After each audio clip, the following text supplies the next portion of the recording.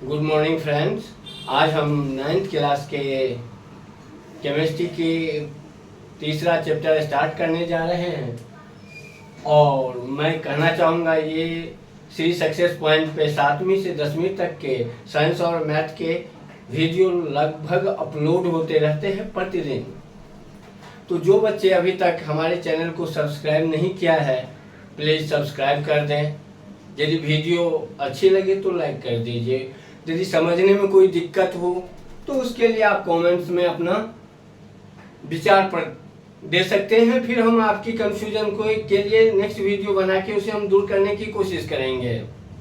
अब हम स्टार्ट करते हैं क्लास 3rd के केमिस्ट्री को 3rd चैप्टर, जिसका नाम है परमाणु और अणु, एटम्स एंड मोलेक्यूल्स।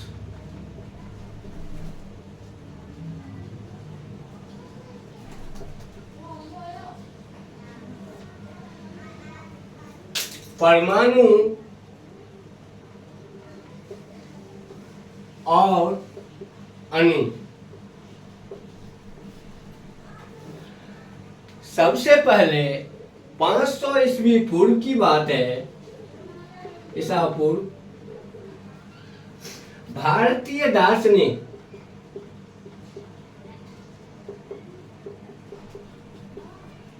महर्षि कनार, क्या नाम था उनका?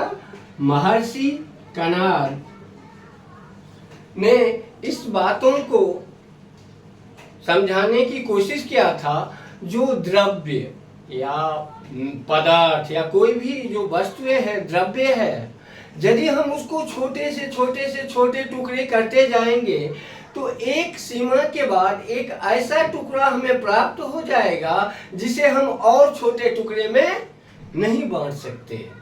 ऐसे छोटे टुकड़े को परमाणु कहा, चाहे वो किसी भी पदार्थ हो, कोई भी पदार्थ हो। यदि हम उसको टुकड़े करते जाएंगे और छोटे, तो एक लिमिट होने के बाद ऐसी सीमा आ जाएगी जिससे छोटा टुकड़ा करना संभव ही नहीं है, यानी वो टुकड़ा अविभाज्य है।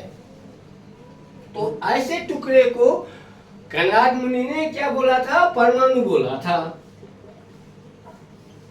ठीक इनसे ही मिलते जुलते ग्रीक दार्शनिक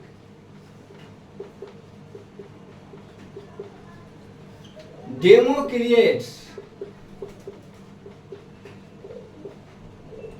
और लुईस सीपस, इन दोनों ने भी सेम बात कही थी।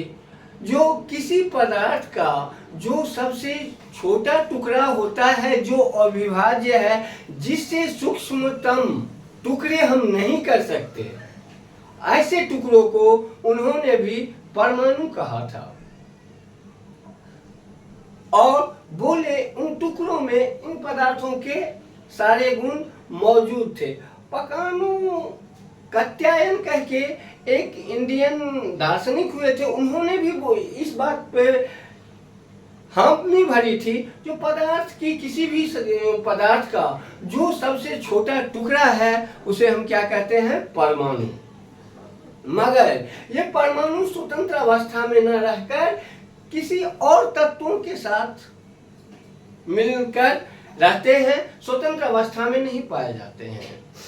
लगभग 18वीं सदी के अंत तक तत्व और यौगिक, इन दोनों के बीच में अंतर को वैज्ञानिकों ने बुद्धि सुलझा लिया था। उनकी समझ में आ गए थे जो तत्व एक शुद्ध पदार्थ है जिसमें उस तत्व के ही सारे गुण मौजूद होते हैं, और यौगिक 2 या 2 से अधिक तत्व या यौगिक एक निश्चित अनुपात में संयोग करके बनाते हैं तो यौगिक का निर्माण होता है।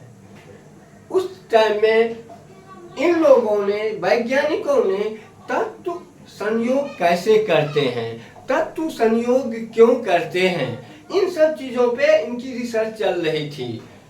और इसी रिसर्च के क्रम में तत्व कैसे रासायनिक अभिसंयोग करते हैं, इनसे रिलेटेड उन्होंने 2 नियम दिया। पहला नियम है ऊर्जा संरक्षण का सिद्धांत, law of conservation of mass. क्या है? तत्व कैसे रासायनिक अभिक्रिया करते हैं, इनसे रिलेटेड इन्होंने दो नियमों का प्रतिपादन हुआ था, जिसमें प्रोस्ट, एल प्रोस्ट का नाम है, और लिवाय जीए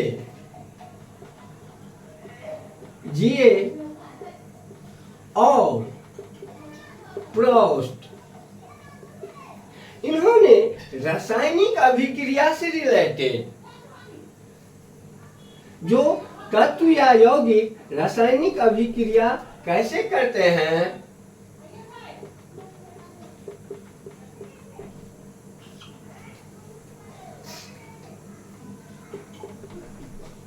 ये जो रासायनिक केमिकल रिएक्शन होता है, इनसे रिलेटेड इन्होंने दो नियम दिए। पहला नियम क्या है? Law of conservation of mass, द्रव्यमान संरक्षण का सिद्धांत, संरक्षण का सिद्धांत। द्रव्यमान संरक्षण का सिद्धांत यह है, इसके अनुसार प्रोस्ट ने बोला था जो रासायनिक अभिक्रिया में द्रव्यमान का ना तो सृजन किया जा सकता है ना विनाश किया जा सकता है। यानी रासायनिक अभिक्रिया होने से पहले जो रिएक्टेंट का कुल द्रव्यमान है और प्रतिफल जो मिले हैं, रासायनिक अभिक्रिया के बाद जो उत्पाद हमें प्राप्त हुआ है, दोनों में द्रव्यमान दोनों का समान रहेगा। जो मिलके जितने द्रव्यमान रिएक्टेंट के रहेंगे, जो अभिक्रिया करने से पहले रहेगी, अभिक्रिया के बाद जो हमें प्रतिफल मिलेगा, उसमें भी द्रव्यमान में कोई बदलाव नहीं आएगा। ये है द्रव्यमान संरक्षण का सिद्धांत।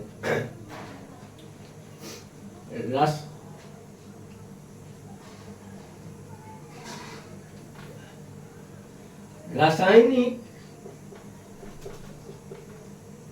अभिक्रिया में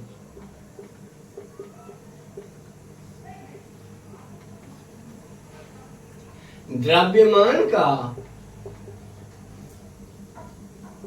ना तो सृजन किया जा सकता है, ना ही विनाश किया जा सकता है। किया जा सकता है इसका मतलब है जो रिएक्टेंट हैं, अब जो तत्व अभिक्रिया में भाग ले रहे हैं, उनके जो द्रव्यमान है अभिक्रिया से पहले, तो ये वही रासायनिक अभिक्रिया के बाद भी रहेगी। अब हम देखते हैं यहाँ पे हाइड्रोजन के एक यूनिट वेट होता है, एटॉमिक मास यूनिट कहते हैं। इस पे हम बाद में डिस्कस करेंगे। हम ये जान लेते हैं हाइड्रोजन का वेट 1 है। यहाँ पे हाइड्रोजन कितने हैं? 2 दूना 4, और प्लस ऑक्सीजन का, एक ऑक्सीजन का वेट होता है कितना?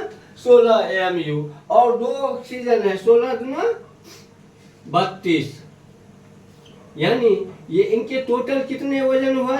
36 AMU।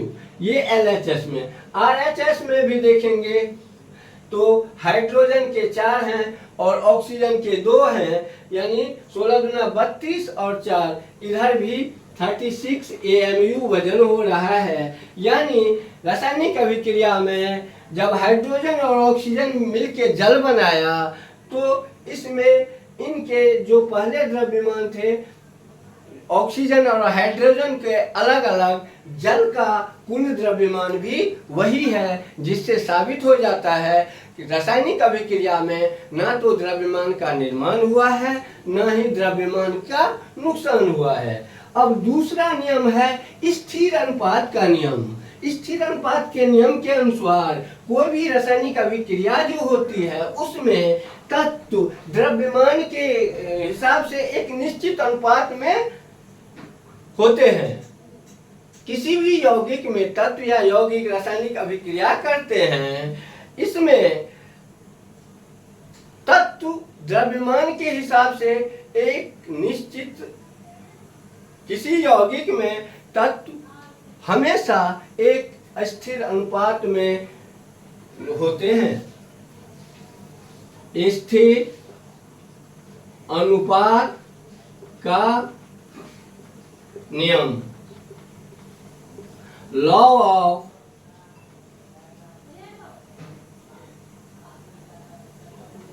Constant proportion.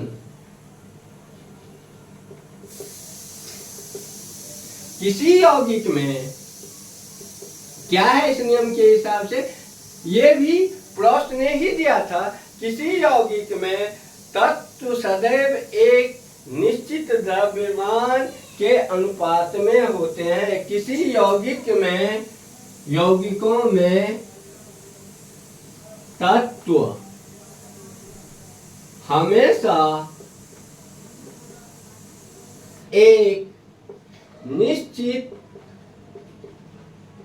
द्रव्यमान के अनुपात में होता है।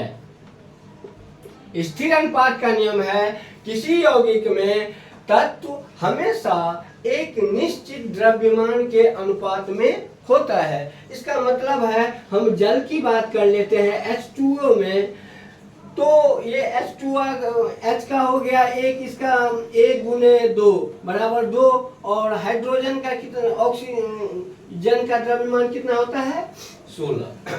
अब 2 हाइड्रोजन और 1 ऑक्सीजन मिला के 1 अणु पानी का तैयार करता है। यानी हाइड्रोजन का 2 और ऑक्सीजन का कितना होता है 16, ये दोनों मिलके 1 मॉलिक्यूल। यानी इन दोनों का अनुपात किस अनुपात में होते हैं, 2:16। ये लेकिन इसका सरलतम अनुपात करेंगे तो क्या हो जाएगा, 1:8। 2 से डिवाइड कर देंगे ऊपर नीचे। अब इसका मतलब है 9 ग्राम यदि हम जल लेते हैं तो उसमें 1 ग्राम हाइड्रोजन होगा और 8 ग्राम ऑक्सीजन होगा। यदि हम 9 ग्राम पानी को डिकम्पोज करते हैं, विखंडित करते हैं, तोड़ेंगे रासायनिक अभिक्रिया से के द्वारा, तो उसमें 8 ग्राम ऑक्सीजन निकलेंगे, 1 ग्राम पानी होगा। धन्यवाद। यदि हमारी वीडियो आज की अच्छी लगे तो एक लाइक कर देना, कुछ बच्चे को शेयर कर दीजिए। धन्यवाद।